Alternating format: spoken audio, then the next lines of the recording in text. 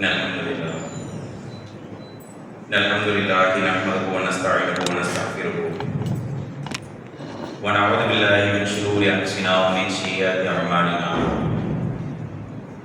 من يهده الله فلا مضل له ومن يضلل فلا هادي له أشهد أن لا إله إلا الله وحده لا شريك له وأشهد أن محمدا عبده ورسوله أما بعد يا أيها الناس اتقوا ربكم الذي خلقكم من نفس واحدة وخلق منها زوجها وبث منهما رجالا كثيرا ونساء واتقوا الله الذي تساءلون به والأرحام إن الله كان عليكم رقيبا رب اشرح لي صدري ويسر لي أمري واحلل عقدة من لساني ويفقهوا قولي எல்லாம் வல்ல ஏகனாகிய அல்லாஹ்வின் நல்லடியார்களே,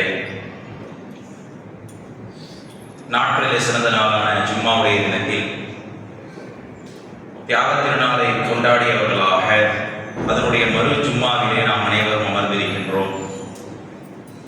இந்த நல்ல வேளையில் அதை ஏக இறைவனின் சாந்தியும் சமாதானமும் எம்பெருமானார் நபிகள் நாயகம் ஸல்லல்லாஹு அலைஹி வஸல்லம் அவர்களின் மீதும் அவருடைய சொல் செயல் அதிகாரத்தின் அடிப்படையில் வாழ்ந்து மறைந்த சத்திய சஹாபாக்களின் மீதும் மேலும் இவ்வுலகிலே வாழக்கூடிய மூமினான ஆண்களின் மீதும் பெண்களின் மீதும் அந்த ஏக இறைவனின் சாந்தியும் சமாதானமும் என்றென்றும் நிலவட்டுமாக என்று பிரார்த்தனை செய்தவனாக எனது ஜும்மாவுடைய உரை ஆரம்பிச்சிருந்தேன்.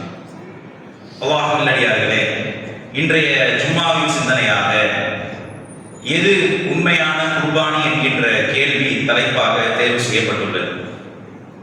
அல்லாஹ்வுடைய அருளால் நேற்றைய தினம் உலகெங்கும் ஒரு மனிதனை பற்றி பேசப்படாத இடம் இருக்காது. உலகம் முழுவதும் அந்த மனிதர் தான் அன்றைய நாளிலே கதாநாயகராக போற்றப்படக்கூடிய அளவிற்கு இருக்கும். அப்பேற்பட்ட மனிதர் தான் நபி இப்ராஹிம் அலைஹிஸ்ஸலாம். அந்த இப்ராஹிம் அலைஹிஸ்ஸலாம் அவர்களை பற்றி அல்லாஹ் ரப்பல் ஆலமீன் ஏராளமான சான்றுகளை நமக்கு சொல்லி காட்டினாலும் அல்லாஹ் பிரசித்தி பெற்று பேசக்கூடிய ஒரு சான்று தான் இத்தகது இல்லா இப்ராஹிம கலீலா. இப்ராஹிமை அவரது இறைவன் உற்ற நண்பராக தேர்வு செய்து கொண்டான்.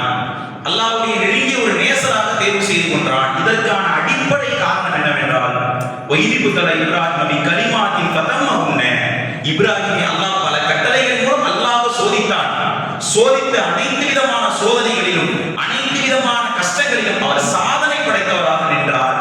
அப்பேற்பட்ட உறுதி நோக்கத்திற்காக உள் நோக்கத்திற்காக அவரை அல்லாஹ் ரப்பல் ஆலமீன் அல்லாஹ்வுடைய தூதரே இறுதி ஹஜ் பேருரையிலே நான் அல்லாஹ்வை உற்ற நண்பராக தேர்வு செய்து கொண்டேன் என்று அல்லாஹ்வுடைய தூதர் தான் சொல்வார்களே தவிர அல்லாஹ் சொல்லவில்லை. ஆனால் இப்ராஹிம் நபியை பார்த்து அல்லாஹ் சொல்கிறான், இவர் என்னுடைய உற்ற நண்பர் என்று அல்லாஹ் சொல்கிறான்.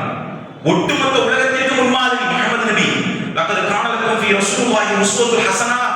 அல்லாஹ்வையும் மறுமை நாளை நம்பியிருக்கிற கூட்டத்திற்கு இந்த நபியிடத்திலே முஹம்மது இடத்திலே முன்மாதிரி இருக்கின்றது. சாதாரண முன்மாதிரி அல்ல, உஸ்வத்துல் ஹஸனா, அழகிய முன்மாதிரி. அந்த முஹம்மது நபியை பார்த்து அல்லாஹ் சொல்லி காட்டுகிறான், இல்லல் பல் இப்ராஹிம வஜஅலிய இல்லல் இமாமா. முஹம்மதே, இப்ராஹிம் இடத்தில் உமக்கு முன்மாதிரி இருக்கின்றது.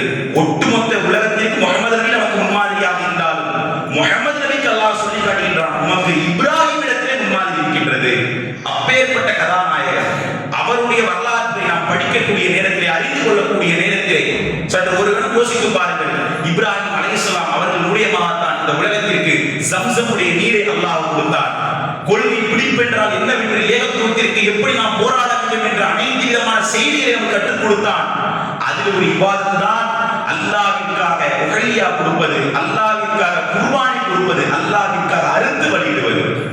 இந்த சமுதாயத்திலே குர்பானி என்ற வழக்கம் இருக்கின்றது. அல்லாஹ்வுடைய அருளால் மிகப்பெரிய ஒரு இபாதத். அல்லாஹ் அதை நமக்கு மிகப்பெரிய ஒரு நியமத்தாக வழங்கி இருக்கின்றான். எப்பேற்பட்ட அளவிற்கு என்று சொன்னால் அந்த குர்பானியை பொறுத்தவரை அதனுடைய வரலாற்று சாராம்சங்களை இப்ராஹிம் அலைஹிஸ்ஸலாமுடைய வழிமுறையிலிருந்து நாம் பின்பற்றி வந்தோம். நீங்க மக்காவிற்கு சென்றாலும் ஹாஜிக்கு குர்பானி கொடுப்பார்கள். பிள்ளை பிறந்த நேரத்தில் 7வது அகீகா கொடுக்கக்கூடிய குர்பானி கொடுக்கக்கூடிய வழிமுறை இருக்கின்றது. நம்முடைய மார்க்கத்தில் ஒரு அங்கமாக இப்ராஹிம் அலைஹிஸ்ஸலாம் ஆக்கி அருள் புரிந்தார். அதுவும் துல்ஹஜ்ஜுடைய மாதம் வந்தால் அதிலிருந்து தொடர்ந்து பிறை 11, பிறை 12, பிறை 13 என்று 3 நாட்கள் குர்பானி கொடுக்கக்கூடிய வழிமுறையும் அல்லாஹ் நமக்கு ஏற்பாடு செய்திருக்கின்றார். முதலில் குர்பானி கொடுக்கக்கூடிய நாம் அதற்கு செலவழித்து ஆடுகளையோ மாடுகளையோ ஒட்டகங்களையோ செலவழித்து வாங்கக்கூடிய நாம் நம்முடைய உள்ளத்தில் எந்த நியத்தோடு எந்த எண்ணத்தோடு குர்பானி கொடுக்க வேண்டும். இது பலவிதமான முஸ்லிம்கள் தவறவிடக்கூடிய சூழ்நிலை பார்க்க முடிகின்றது. அல்லாஹ் ரப்பல் ஆலமீன் திருமறையில் அழகாக சொல்லி காட்டுகின்றான், லவ்கான் யுஸீபனா வஅலா. நீங்கள் அறுக்கக்கூடிய மாமிசங்கள் அல்லாஹ்வை அடைவது அல்ல. லவ்கான் யுஸீபனா வஅலா, நீங்கள் அறுக்கக்கூடிய ரத்தங்கள் அடைவதல்ல, தக்குவா, உங்களுடைய இறையச்சம், உங்களுடைய தக்குவா தான் அல்லாஹ்வை அடைகின்றது. நான் 100 மாடு கொடுத்தேன், 50 மாடு கொடுத்தேன், 4 ஆட்டு கொடுத்தேன், இது அல்லாஹ் விஷயமே இல்லை. இது அல்லாஹ் எதிர்பார்க்கவே இல்லை. உங்கள்கிட்ட அல்லாஹ் உங்களிடத்தில் எதிர்பார்ப்பது உங்களுடைய உள்ளத்தை எதிர்பார்க்கின்றான், உங்களுடைய கல்வை எதிர்பார்க்கின்றான். உங்களுடைய கல்வி மிகவும் சுத்தமாக பரிசுத்தமாக அல்லாஹ்விற்காக இருக்கின்றதா? இதைத்தான் அல்லாஹ் நம்மிடத்தில் எதிர்பார்க்கிறார். அந்த பண்பு நம்மிடத்தில் இருக்கின்றதா? யோசித்து பாருங்கள். அந்த இறையச்சம் நபி இப்ராஹிம் அலைஹிஸ்ஸலாம் அவர்களுக்கு இருந்தது. இப்ராஹிம் அலைஹிஸ்ஸலாம் ஆடருக்கு ஒன்றும் கற்றுக் கொடுக்கல. அஜி பெருநாளா, குர்பானியா, ஆடு இருப்பாங்க, மாடு இருப்பாங்க, ஒட்டகம் இருப்பாங்க. அறுக்கிறது பெருநாளே கிடையாது. அறுத்தோமா, கறி உப்பும் போட்டோமா, மதியம் பிரியாணி சாப்பிட்டோம், படுத்துவோம், நம்ம 4 செல்ஃபியை போட்டோமா பெருநாளுக்கு, அதோட முடிஞ்சிருச்சு பெருநாள். இப்படிதான் பலவிதமான மக்கள் பெருநாளை அனுசரிக்கின்றோம். மாட்டு மத மக்கள் அனுசரிப்பாங்க திருவிழா போன மாதிரி. இப்படி திருவிழா போன மாதிரி பெருநாட்களை இஸ்லாமிய மக்கள் அனுசரிக்கக்கூடிய காட்சிகளை பார்க்க முடியுது. ஒவ்வொரு பெருநாள் ஒரு பாடத்தை எனக்கு உணர்த்தி காட்டுகின்றது. நோம்புடைய பெருநாளா இறையச்சத்துடைய வெளிப்பாட்டை சொல்லி காட்டுகின்றது. ஹஜ் பெருநாளா தியாகத்துடைய வெளிப்பாட்டை சொல்லி காட்டுகின்றது. அந்த தியாகம் எவ்வாறு இருக்க வேண்டும்? அல்லாஹ் ரப்பல் ஆலமீன் இப்ராஹிமை பார்த்து சொல்லி காட்டுகின்றான். வஇது கால லஹும் கால அஸ்லிம். இப்ராஹிம் இடத்தில் இறைவன் சொன்னான், அல்லாஹ்விற்கு கட்டுப்படு என்று சொன்ன நேரத்தில் கால அஸ்லிம், கட்டுப்பட்டேன். கால அஸ்லிம் ரப்பில் ஆலமீன், கட்டுப்படுகின்றேன். அகிலத்தின் இறைவனாகிய அல்லாஹ்விற்கு கட்டுப்படுகின்றேன். நம்மள மாதிரி கட்டுப்பாடு இல்லை. நம்ம எப்படி நம்ம கட்டுப்படுவோம்? நமக்கு மகரிப் தொழுகை ஈஸியா இருக்கும். தூங்கி எந்திரிச்சோமா, அசருக்கு 2 காஃபியை குடிச்சோமா, கடைக்கு வந்தோமா, ஜம்முன்னு போய் தொழுவோமா, தொழுது முடிச்சு கடையில போய் உட்கார்ந்தோமா, மகரிப் ஈஸியா இருக்கும். ஃபஜர் கஷ்டமா. எனக்கு இலகுவாக அல்லாஹ் கட்டுப்படுவேன், எனக்கு கஷ்டமா அல்லாஹ் கட்டுப்பட மாட்டேன். இது என்ன விதமான பண்புன்னு தெரியல. எனக்கு எது இலகுவோ, எனக்கு எது செல்லக்கூடிய வழி இலகுவாக இருக்குதோ, என் உடல் சூழல் இலகுவாக, அதுக்கு நான் கட்டுப்படுவேன். ஆனா எனக்கு கடினம் என்றால் நான் கட்டுப்பட மாட்டேன். இப்ராஹிம் அலைஹிஸ்ஸலாம் கட்டுப்பட்டார்கள். எனக்கு பிடித்தோ பிடிக்காமலோ, எனக்கு விருப்பமோ விருப்பம் இல்லை, முழுமையாக கட்டுப்படுகின்றேன். அந்த கட்டுப்பாடின் விளைவாகத்தான் தவமிருந்து பெற்றெடுத்த இஸ்மாயில் அலைஹிஸ்ஸலாம் அல்லாஹ் பல ஆண்டுகளுக்கு பின்னால், பல வருடங்களுக்கு பின்னால், கிட்டத்தட்ட தஃசீர்களை வெளியிட்டது 90 வயதிற்கு மேல் சென்றதற்கு பின்னால் அல்லாஹ் ரப்பல் ஆலமீன் இஸ்மாயில் அலைஹிஸ்ஸலாமை கையில் கொடுத்தான். தன் மகனை வாங்கக்கூடிய ஒரு 15 வருடம் பிள்ளை இல்லை, 20 வருடம் பிள்ளை இல்லை என்று சொன்னார். அவருடைய உள்ளம் எப்பேற்பட்ட அளவிற்கு காயப்பட்டிருக்கும். பொருள் செல்வம் அனைத்தும் இருந்தாலும் பிள்ளை செல்வம் என்று மிகப்பெரிய ஒரு ஞானம், அல்லாஹ் கொடுத்த மிகப்பெரிய ஒரு அருள். அந்த பிள்ளை செல்வத்தை வாங்கிவிட்டு அந்த பிள்ளையை பாலைவனத்தில் விட சொல்கின்ற நேரத்தில் விட்டார். அதே வேளையிலே அந்த பிள்ளையை வளர்க்கக்கூடிய நேரத்தில் அந்த பிள்ளை அறுப்பது போல கனவு காண்கின்றார், அறுக்கவும் துணிகின்றார். ரப்பி அனாதுக்க வயன்ஃபவு, மகனே உன்னை அறுப்பது போன்று கனவு கண்டேன். அதற்கு அந்த மகனும் சொல்கின்றார், இன்னல்லாஹு யுஸ்பி, என்னுடைய அருமை தந்தையே, அல்லாஹ் நாடினால் பொறுமையாளராகவே காண்பீர்கள், என்னை அருங்கள், அறுத்து வழியிடுங்கள். அறுப்பதற்கு அவர் சென்று காட்டுகின்றார். இப்ராஹிம் அலைஹிஸ்ஸலாம் அந்த இடத்துல அறுக்க சென்றவருடைய மகனை இன்று நாம் வெறுமனே ஆட்டையோ மாட்டையோ குர்பானி கொடுக்கின்றோம் என்றால் ஒரு விலங்கினமாக பார்க்கின்றோம். உங்களுடைய உள்ளத்தை எப்படி நீங்கள் மாற்ற வேண்டும் என்றால், நான் அறுக்கக்கூடிய ஆடியை முழு உலகம் என்று நீங்கள் மாற்ற வேண்டும். இந்த ஆட்டை கொடுக்கணும், அது ஆடு இல்லை, என் செல்வம், அது என்னுடைய ஆயுள், அது என் ஒட்டுமொத்த துணியாவும் அதுதான். அல்லாஹ்வுக்காக நான் அறுக்கிறேன், படைச்சவனுக்காக நான் அறுக்கிறேன் என்கின்ற எண்ணம் என் உள்ளத்தில் வர வேண்டும். இஸ்மாயில் அலைஹிஸ்ஸலாம் அறுக்க சென்ற முழு உலகம் இஸ்மாயில் நபிதான் அவருக்கு. அல்லாஹ்விற்காக அறுப்பதற்கு துணிந்தார். அல்லாஹ்விற்காக எந்த நேரத்திலும் எந்த எல்லைக்கும் செல்ல துணிந்தார். அந்த நேரம், அந்த வழி நமக்கு இருக்க வேண்டும். இந்த ஆடு இருப்பதோ, விலங்கினங்களை அறுத்து வழியிடுவதோ இதை விட பிரதானம் நம்மிடத்திலே உள்ள தீய செயல்களை அறுக்க வேண்டும். அதை குர்பானி கொடுங்க. பிரதான குர்பானோட பிரதானம் என்ன? ஒருத்தர் பள்ளிவாசல்ல இருந்து கொண்டு பள்ளிக்கு வெளியில கடை வச்சிருக்காரு, ஹய்யால ஸலா, ஹய்யால ஃபலா, வெற்றியின் பக்கம் பாருங்க, தொழுகையின் பக்கம் பாருங்க அழைப்பு கொடுக்கப்படுற நேரத்துல கூட தன்னுடைய வியாபாரம் தான் முக்கியங்கிறார். இவர் எதை தெரியுமா அறுக்கணும்? அவர் வியாபாரத்துக்கு குர்பானி கொடுக்கணும். இவரு அவர் வியாபாரத்துக்கு குர்பானி கொடுத்துட்டு போகணும். ஆட்டை குர்பானி கொடுக்கறது இல்ல, அவர் வியாபாரத்துக்கு குர்பானி கொடுத்து பள்ளிக்கு போகணும். எனக்கு வியாபாரமா அல்லாஹ் தான் குர்பானி கொடுக்குறேன். என் வியாபாரத்தை நான் அசிங்கமான ஆபாசமான காட்சிகளை பார்த்து ரசிக்கிறேன், அதை சுவைத்து பார்க்கிறேன். நான் 50 மாடு கொடுக்குறேன், 5 மாடு கொடுக்குறேன், எப்பேற்பட்ட அளவுக்கு இருக்கு தெரியுமா? இது அல்லாஹ் பிரோஜனமே கிடையாது. இவர் எதுக்கு குர்பானி கொடுக்கணும்? அசிங்கமான ஆபாசமான காட்சிகளை பார்ப்பா குர்பானி கொடுக்கணும் அல்லாஹ்வுக்காக. அதை அல்லாஹ்வுக்காக அறுக்கணும். இந்த குர்பானி தான் அல்லாஹ் சொல்லி காட்டுறான். அவருடைய சதையோ ரத்தமோ அல்லாஹ் செய்றாரு. உங்களுடைய உள்ளத்தால் தான் அல்லாஹ்வை அடைய முடியும். அந்த உள்ளத்தை நீங்க பரிசுத்தப்படுத்துறீங்களா? இதுதான் இந்த குர்பானியுடைய பிரதானம். ஹஜ் பெருநாள் இதைத்தான் நமக்கு சொல்லிக் கொடுக்கின்றது. அறுப்பதை விட இந்த எண்ணத்தை தான் நாம் மேலோகப்படுத்தக்கூடிய மக்களாக இருக்கின்றோமா? தன் உலகம் என்று சொன்னால் இஸ்மாயில் நபி அறுப்பன் என்றார். நம்முடைய உள்ளம் நம் உலகத்தை கொடுப்பதற்கு நிற்கின்றோமா? சூழல் எங்கேயுமே எனக்கு திறந்தில்லை. வட்டி தான் மறுமுகமாக இருக்கின்றது. வட்டியின் பால், வட்டியுடைய ஒட்டுமொத்த சுவாசத்தின் பால், காற்றின் பால் வாழ்நாள் இருக்கின்றது. இந்த ஹஜ்ஜில் குர்பானி கொடுக்கணும், வட்டியை குர்பானி கொடுக்கணும். இனிமே ஆயுள வட்டி இருக்காதுன்னு சொல்லி அறுத்து பலியிடணும். அந்த வட்டி அல்லாஹ்வுக்கு அறுத்து பலியிடணும். இந்த பலியிடலாம் அல்லாஹ் நம்மகிட்ட கேட்கிறான். இந்த தக்வாவை அல்லாஹ் நம்மகிட்ட கேட்கிறான். அல்லாஹ் மேல நம்பிக்கை இல்லாம இருக்கிறோமா? அல்லாஹ் மேல நாட்டம் இல்லாம இருக்கிறோமா? படைச்சவன் மேல எந்தவித எதிர்பார்ப்பு இல்லாம இருக்கிறோமா? இந்த ஹஜ்ஜில எப்படி இப்ராஹிம் அலைஹிஸ்ஸலாம் அல்லாஹ்வின் மீது முழுமையாக தவக்கல் வைத்தார்கள், அல்லாஹ்வை மட்டும் சார்ந்திருந்தார்களோ, எப்பேற்பட்ட சார்ந்திருத்தல் தெரியுமா?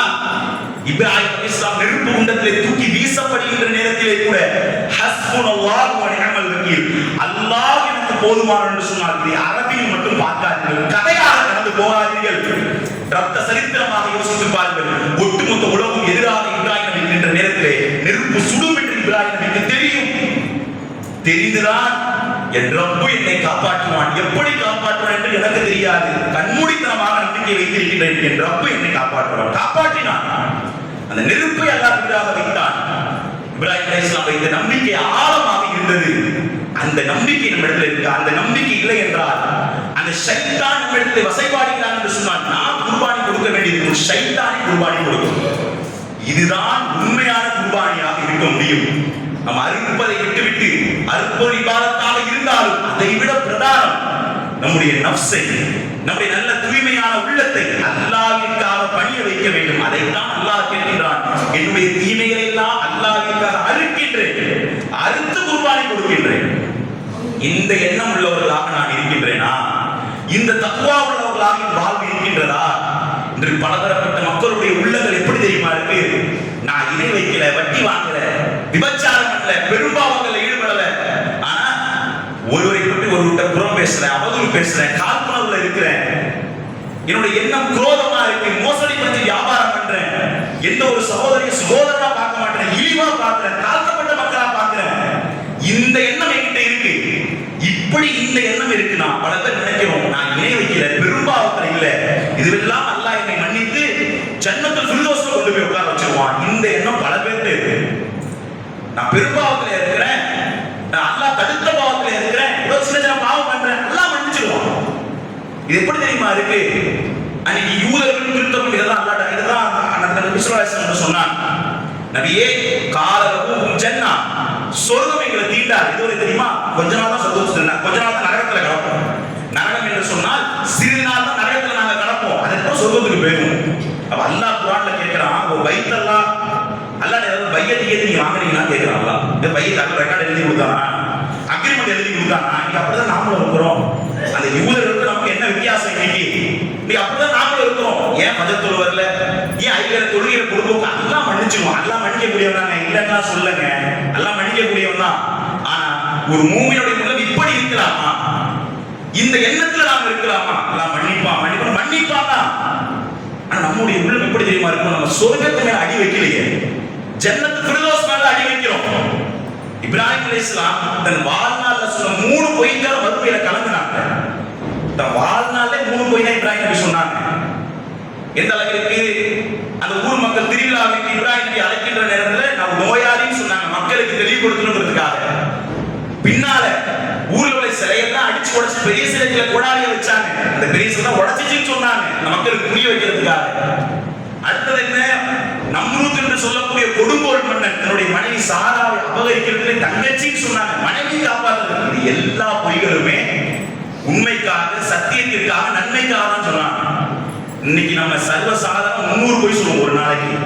3 பொய் சொன்னவருக்கு நாமையே மறுமையில அவர் சொல்வார் இப்ராஹிம் அலைஹிஸ்ஸலாம், யா நஃப்ஸி யா நஃப்ஸி, ஏன் நிலம் மறுமையில என்னன்னு தெரியல, எனக்கான கை சேதம் மறுமையில என்னன்னு தெரியல அவர் சொல்லுவார். இன்னைக்கு ஒரு நாளைக்கு 300 பொய் சொல்ற நிலைமை, நம்ம நிலைமை என்னன்னு தெரியல மறுமையில. அப்ப எந்த எண்ணத்துல நம்ம நிக்கிறோம்? இப்ராஹிம் நபியே அப்படி என்று சொன்னால் நம்முடைய எண்ணம், நம்முடைய நாக்கம் எப்படி இருந்து கொண்டு இருக்கின்றது? நீங்க எப்பேற்பட்ட அளவிற்கு நன்மையை கடல் அளவிற்கு நீங்கள் சேர்த்தால் அதில் ஒரே ஒரு துளி மட்டும் விஷமாக ஒரே ஒரு தீமை மட்டும் வந்து கலக்கும் என்று சொன்னால் உங்களுடைய ஒட்டுமொத்த நன்மையும் கருக்கக்கூடிய ஒரு சூழ்நிலையாக இருக்கும். எந்த அளவுக்கு இருக்கு தெரியுமா? ஆயிஷா ரலியல்லாஹு இருக்கிறாங்க வீட்டுல. ஆயிஷா ரலியல்லாஹு இருக்கக்கூடிய ஒரு நேரத்துல என்ன ஆகுதுன்னு சொன்னா, அல்லாஹ்வுடைய தூதர் அவங்க வீட்டுல இருக்கக்கூடிய நேரத்துல அல்லாஹ்வுடைய தூதருடைய மற்றொரு மனைவி சஃபியா ரலியல்லாஹு என்ன பண்றாங்கன்னு சொன்னா அனுமதி கேட்கிறாங்க. உள்ள வரதுக்கு அனுமதி கேட்கிறாங்க. அப்ப அனுமதி வழங்கப்படுது. உள்ள வந்த உடனே ஆயிஷா ரலியல்லாஹு சொல்றாங்க, மா ஹாதிஹி ஃபில் ஷஃபியா, ஷஃபியா என்னோட அழகுதான், இருந்தாலும் கொஞ்சம் கட்டையா இருப்பாங்க, கொஞ்சம் குட்ட பெண்மணியா இருப்பாங்க. நம்மளே சொல்லுவோம்ல, ஒரு கருப்பா இருந்தா காக்காமோ, வெள்ளையா இருக்க வெள்ளை காக்காம இருக்கு அப்படிமோ, குண்டா இருந்தா நம்ம இப்படி புதபுதன் இருக்கு அப்படிமோ, ஒல்லியா ஆயிரத்துல பணமரத்துல பாதி உருவக்கேரி நிறக்கேரி எந்த அளவுக்கு நம்ம கிண்டல் பண்ணுவோம். இதுதான் ஆயிஷா ரலியல்லாஹு பண்றாங்க. அறிவுச்சுடர் தான் அம்மா, சொர்க்கத்துக்கு மூமின்களுக்கு தலைவிதான் அம்மா. அந்த அம்மா சொன்ன வார்த்தை ரசூலுல்லாஹ்வுடைய முகம் சிவந்து சொல்றாங்க, மா ஹாதிஹி ஃபில் ஆயிஷா, ஆயிஷாவுக்கு என்ன வார்த்தை நீ சொல்லிட்ட, எந்த வார்த்தையை நீ பயன்படுத்துற, என்னோட வாழல, என்னோட குடும்பம் நடத்தல, என் நாவல் வார்த்தை வருமா? நீ சொன்ன வார்த்தையை கடல்ல தூக்கி போட்ட கடல் பாலா போயிடும், கடலோட ஜீவநதிகள் எல்லாம் செத்து விடும், அப்பேற்பட்ட வார்த்தையை நீ சொல்லிவிட்டாய். யோசிச்சு பாருங்க, பிரம்மாண்டமான அறிவுக்கு சொந்தக்காரர்களாக இருந்தாலும் ஒரே ஒரு துளி தீமை அதில் விழுந்தால் ஒட்டுமொத்தம் அழிந்துவிடும் என்பதைத்தான் இந்த செய்தி நமக்கு பறைசாற்றுகின்றது. இந்த உள்ளம் என்னிடத்தில் இருந்தால் அல்லாஹ்விற்காக நான் அதை மாற்றமடைய வைக்க வேண்டும், அல்லாஹ்விற்காக என்னை நான் சீரமைத்துக் கொள்ள வேண்டும். அந்த உணர்வு என்னிடத்தில் இருக்கின்றதா? அல்லாஹ்வுடைய தூதருடைய காலத்தில் எந்த அளவில் இருக்கின்றார்? அர்ப்பணிக்க நின்றார். தன் உயிரை அர்ப்பணிக்க வேண்டுமா? அர்ப்பணிப்பேன். என் மகனை அர்ப்பணிக்க வேண்டுமா? அர்ப்பணிப்பேன். பொருளாதாரத்தை அர்ப்பணிக்க வேண்டுமா? அர்ப்பணிப்பேன். அர்ப்பணித்தால் சொர்க்கமா? நிச்சயமாக இன்ஷா அல்லாஹ் அர்ப்பணிப்பேன். நுசைபா பின் கஅப் ரலியல்லாஹு, வரலாற்றிலே சிங்கப்பெண் என்று ஒரு பட்டமே அவருக்கு சூட்டப்பட்டது. நுசைபா பின் கஅப் ரலியல்லாஹு. இந்த நுசைபா பின் கஅப் அவர்களை பொறுத்தவரையில் எந்த அளவிற்கு என்று சொன்னால், ஆரம்ப நேரத்தில் இஸ்லாத்தை இருக்கின்றார்கள். பத்ருடைய போர் முடிகின்றது. பத்ருடைய போர் முடிந்ததற்கு பின்னால் உஹதுடைய போர் நடக்கின்றது. உஹதுடைய போர் பொறுத்தவரையில பழிவாங்கும் நோக்கத்தில் உஹதுடைய போர் நடந்தது. காலித் பின் வலீத் அந்த போருக்கு இருக்கின்றார். தன் தகப்பன் வலீத் கொல்லப்பட்டார், பழியிருக்க வேண்டும் என்று இருக்கின்றார். இக்ரிமா, அபூஜஹல் தன் தகப்பனார் கொல்லப்பட்டார், தன் தகப்பனாருக்காக நிற்கின்றார். அனைத்து மக்களும் இளம்பட்டு மக்களாகவே நிற்கின்றார்கள். காரணம், முஹம்மது நபியுடைய ரத்தம் வேண்டும் என்பதற்காக, முஹம்மதுடைய ரத்தம் வேண்டும் என்ற ஒரே நோக்கத்திற்காக முழு மக்காவும் முழு குறைஷிகளும் அணிதிரண்டு நிற்கின்றார்கள். அந்த இடத்தில் நிற்கக்கூடிய நேரத்தில் எப்பேற்பட்ட சூழல் மாறும் என்று சொன்னால், உஹதுடைய போர்க்களம், உஹதுடைய போர்க்களத்தில் அல்லாஹ் ரப்பல் ஆலமீன் ஆரம்பத்தில் முஸ்லிம்களுக்கு மிகப்பெரிய ஒரு வெற்றியை தருகின்றான். மிகப்பெரிய வெற்றி வாகை சூடுகின்றார்கள். ஒரு நேரத்திலே அல்லாஹ்வுடைய தூதரவர்கள் மலையின் மீது நிப்பாட்டி வைக்கின்ற ஒரு படை அந்த மலையிலிருந்து கீழே இறக்கப்படுகின்றது. ஷைத்தானுடைய ஊசலாட்டத்தினால் இறக்கப்பட்டதற்கு பின்னால் போர் குறைஷிகள் கையில் செல்கின்றது. காலித் பின் வலீத் அந்த போரை தலைமை தாங்குகின்றார். நபிகளாருடைய முகத்தை சேதப்படுத்துவதற்காக, நபிகளார் ரத்தத்தை வாங்குவதற்காக காலித் பின் வலீத் அவர்கள் கூர்மையான வாளை எடுத்துக்கொண்டு, நபிகளார் இரும்பு தலப்பாகை கொண்டிருப்பாங்க, அதை ஓங்கி அடிக்கின்றார். கழுத்துக்கு வைக்கப்பட்ட குறிதான் தலப்பாகை அடிச்சிருது. தலப்பாகை அடித்தது பின்னால் இரும்பு கவசம், அப்படியே அதில் உள்ள அனைத்து விதமான ஆணிகளும் நபிகளாருடைய கடவாய் பற்கள் கன்னங்களை குற்றுகின்றது. நபிகளார் அந்த கேடயத்தை உடைத்து எடுப்பார்கள். முகமெல்லாம் ரத்த வாடையாக இருக்கும். இதை அதில்தான் நபிகளாருடைய கடவாய்கள் உடைக்கப்படும். ரசூலுல்லாஹ்வுடைய முகம் ரத்த வாடையாக இருக்கும். இதை பார்த்துதான் முஸஅப் பின் உமைர் ரலியல்லாஹு, வரலாற்றில் பெரும் சீமானாக செல்வந்தராக வாழ்ந்தவர் தான் முஸஅப் பின் உமைர். ஒரு தெருவில் நடந்து வந்த முஸஅப் கூட அத்தர் வாட அடிக்கும். காலையில் ஒரு ஆட, மாலையில் ஒரு பணக்கார வீட்டு பிள்ளைன்னு சொல்லுவோம்ல, கப்பக்கார வீட்டு பிள்ளைன்னு சொல்லுவோம்ல, அப்படி வாழ்ந்தவர் தான் முஸஅப். அல்லாஹ் கொடுத்த மிகப்பெரிய ஞாபகம் என்ன தெரியுமா? அவர் பார்க்க ரசூலுல்லாஹ் மாதிரி இருப்பார். பின்னாடில இருந்து பார்த்து ரசூலுல்லாஹ் பார்க்குற மாதிரி முஸஅப். ரசூலுல்லாஹ் அப்படி வகுடு எடுத்து வாங்கி தோல் கொஞ்சம் அளவுக்கு முடி வச்சிருப்பாங்க. அதே போல தான் முஸஅப் வச்சிருந்தார். பல பேர் பின்னாடில இருந்து பார்த்து ஒரு கட்டி பிடிச்சிருக்காங்க முஸஅப், அல்லாஹ்வுடைய தூதர் நினைச்சு. ஆனா பின்னாடி பார்த்தா முஸஅப்பா இருக்கு. ரசூலுல்லாஹ்வுடைய முகத்துல ரத்த கலரியை பார்த்த நேரத்துல இந்த முஸஅப் என்ன பண்றாருன்னா, இஸ்லாமுடைய கொடி எடுத்துக்கிட்டு போருக்கு வெளியில போறார். ஏன் தெரியுமா? இந்த போர் நபிகளாரை கொல்வதற்கு மட்டும்தான் அரங்கேற்றப்படக்கூடிய போர். நான் வெளியே சென்றால் என்னை முஹம்மது என்று நினைத்து மக்கள் ஓடி விடுவார்கள், வந்து என்னை கொல்லட்டும். அவர் வேறுமே சாவுறாருங்க. ரசூலுல்லாஹ்வுக்காக தன் உயிரை வேறுமே அர்ப்பணம் பண்றாரு. இந்த கொடி எடுத்து நேரா போர்க்களத்துக்கு வெளியில போறாரு. எல்லாரும் கத்துறாங்க, அஹ்வல் முஹம்மத், அஹ்வல் முஹம்மத். இதோ முகமது ஓடுகின்றார், இதோ முகமது ஓடுகின்றார். அல்லாஹ்வுடைய தூதர் வரலாற்றில் எல்லோரையும் நேருக்கு நேராக பார்த்துதான் பழக்கம் வைக்க தவிர புறமுதுகிட்டு ஓடி பழக்கம் கிடையாது. எப்பேற்பட்ட ஆளாக இருந்தாலும் சரிதான். அவர் சென்ற ஒரே ஒரு காரணம் நபிகளாரை பாதுகாக்க. போர்க்களத்தை விட்டு வெளியே ஓடுகின்றார். ஓடக்கூடிய நேரத்தில் பின்னால் இருந்து பல மக்கள், மக்காவாசிகள், அந்த குறைஷிகள் நபிகளாரை கொல்ல வேண்டும் நோக்கத்தில் பாதிக்கப்பட்ட முசாஃபிர் வராங்க. சரமாரியா வெற்றாங்க. கைகள், கால்கள், அவருடைய ஒட்டுமொத்த உறுப்புகளும் சிதைவுடப்படுகின்றது. திரும்பி பார்த்தாதான் தெரிகின்றது முசாஃப் என்று தெரிகின்றது. அந்த நேரத்தில் நபிகளாரை அரணாக அங்கும் சில மக்கள் இருந்தார்கள் நபிகளாரை கொள்வதற்கு. அந்த நேரத்தில் போர்க்களம் என்ற உசைபா ரலியல்லாஹு அவர்கள் அங்க மருத்துவத்திற்காக வந்தார்கள். உஹது போர்க்களத்தில் பெண்களுக்கு அனுமதி இல்லை, நாங்க மருத்துவம் பார்க்க வேணாம் வரும்னு சொல்லிட்டு வந்தாங்க. மருத்துவத்திற்காக வந்த நேரத்தில் நுசைபா ரலியல்லாஹு அவர்கள் நபிகளாரை கொள்வதற்கு பல மக்கள் திரண்டு நிற்க நேரத்தில் கையில் உள்ள மருத்துவ பொருட்களை எல்லாம் கீழே போட்டுவிட்டு கூர்மையான வாளை எடுத்துக்கொண்டு 40 வயது மூதாட்டி என்ற தாயார் போர்க்களத்திற்குள் நுழைகின்றார். நபிகளாருக்கு அரணாக நிற்கின்றார்கள். 8 எதிரிகளுடைய தலையை காவு வாங்குகின்றார்கள். சரமாரியாக போர் நடக்கின்றது. நபிகளார் சொன்னார்கள், ஓடக்கூடிய போர் வீரர்களே, செல்லக்கூடியவர்களே, நீங்கள் செல்லக்கூடிய உங்கள் கேடயத்தை நுசைபாவிற்கு கொண்டு செல்லுங்கள். கீழே கேடயம் கிடக்குது, கேடயத்துக்கு நம்ம சண்டை போடுறாங்க. அல்லாஹ் ஒரு பெண்மணி, ஒரு வீரத்தாய். அந்த போர்க்களத்தோட மகனும் அப்துல்லா பின் ஸைதும் இருக்கின்றார். தாயும் தன்னுடைய மகனும் அந்த போர்க்களத்தை அல்லாஹ்விற்காக உயிரை கொடுக்க நிற்கின்றார்கள். அப்பேற்பட்ட போர்க்களத்திலே அபு உமையா என்று சொல்லக்கூடியவர் நுசைபாவுடைய வலதுகரத்தை வெட்டி விடுகின்றான். ரத்தம் பீறுகின்றது. தோல் புகத்திலே வெட்டி ரத்தம் பாய்கின்றது. அப்பொழுது கூட அந்த தாய் ஓயல தனது இடது கையை வாளை எடுத்துக்கொண்டு சண்டை போட்டார்கள். அந்த போரில் அப்துல்லா பின் ஸைத் அவர் காயமடைகின்றார். தன்னுடைய மகனுக்கு அந்த போர்ல நேரடியாக சென்று முதலுதவி செய்துவிட்டு தன் மகனிடத்திலே சொன்னார்கள், அபு உமையா, அருமை மகனே, இந்த வழியை விட நரகத்துடைய வழி மேலானதாக இருக்கும், நரகத்துடைய நெருப்பு மேலானதாக இருக்கும். அல்லாஹ்விற்காக இறங்கி போ. ஒத்த பிள்ளை, அந்த அம்மாக்கு 2 பிள்ளை தாங்க. கண்ணுக்கு மட்டும் தான் பிள்ளைக்கு ரத்த கலரும் நிற்கிறார். போர்ல எந்த தாயார் உட்காருதான் சொல்லுவாங்க.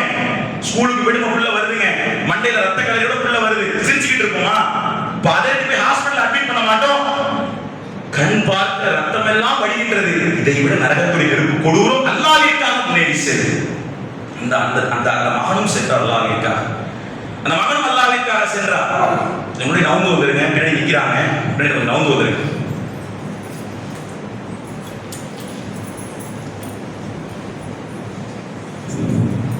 அந்த மகனுக்காக தன்னுடைய தாயார் அவர்களும் சென்றார்கள்.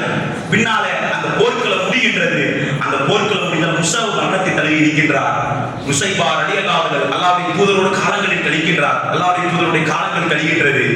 அபூபக்கர் ரலியல்லாஹு ஆட்சி காலத்தில் முசைலமா என்ற ஒரு அரக்கன், ஒரு கொடூரன், நான் தான் நபி என்று வாதம் செய்கின்றான்.